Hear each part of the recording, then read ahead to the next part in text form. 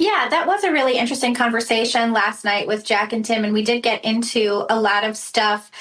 Jack was saying that it's open season on white people in this country, and I think it's really important to remember when you hear a comment like that, that under the Biden administration, the FBI said outright that the biggest domestic threat in this country, the biggest, threat of domestic extremism in the country were from white supremacists.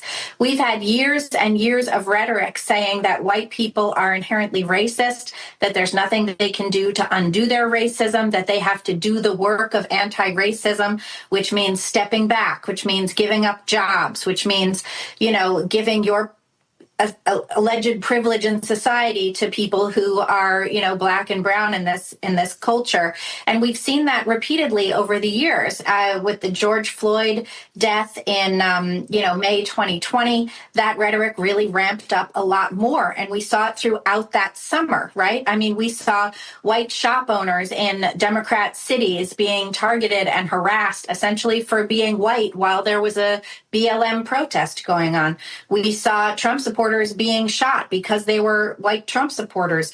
I don't know necessarily that it's open season on white people now more than ever, but there certainly has been a justified idea of violence against white people for some time. You can even go back several years ago to the whole punch a Nazi concept.